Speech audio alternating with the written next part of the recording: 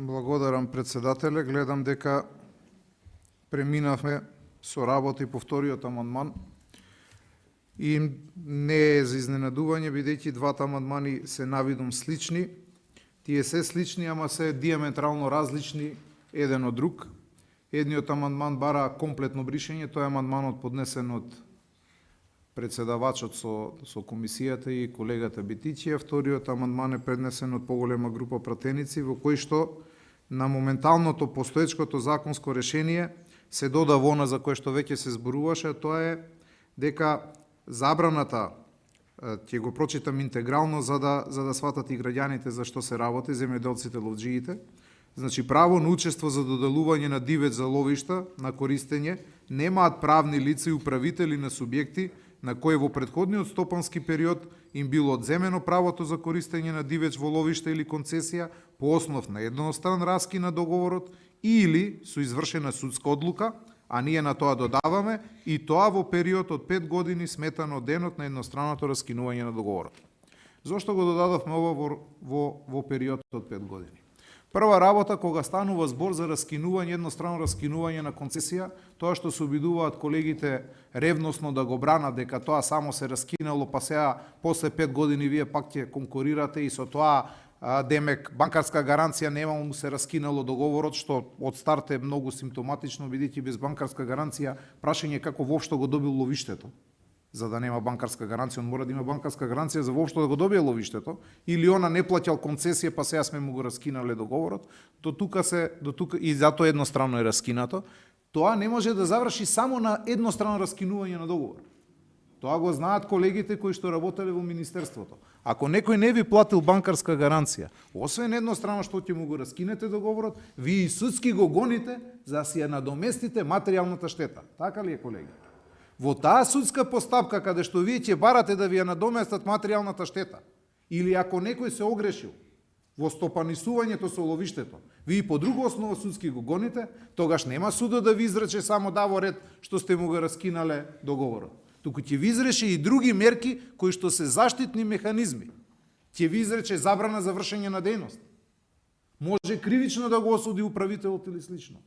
Дали тоа ви е гаранција по тој начин дека тоа истото лице нема да може да конкурира? Да. Значи судот и судскиот систем, правниот систем во државата има други механизми за заштита. Зошто сме ставиле ние не подолго од 5 години? Ќе ви кажам зошто. Бидејќи една судска постапка, проценката наша лична, како група пратеници беше дека ќе заврши во 5 години. Таа може би многу побрзо да заврши судската постапка, ако се судовите како што треба, ама ние знаеме дека наследивме еден систем во кој што судовите се неажурни. Сега ќе се обидеме да го смениме па да намалиме, ако не 5, нека бидат 1, 2, 3 години. Но во 5 години сигурно ќе заврши таа судска постапка. Тогаш на оние на кои што едностранно им е раскинато договорот против законски, значи каде што се огрешили институциите, Министерството може на некого да му раскине договор, а да не е во право. Сега тие лица ќе имаат повторно право да учествуваат. Дали е тоа фери во дел во законот? Да.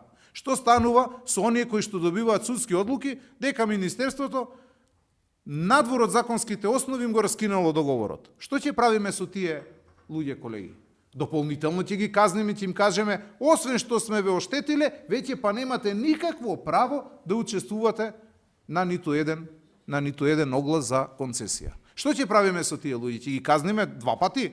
Бидејќи тука законот вика, ако ви едностранно раскина договорот, толку. Не ве прашува, не продолжувам понатаму, па вика, ама добро, вие сте докажале во судска постапка дека сте невини. Што ќе правиме со тие луѓе? Што ќе правиме со тие ловни друштва, со тие ловишта? Како ќе ги обештетиме? Како ќе им дадеме за право да може да конкурира?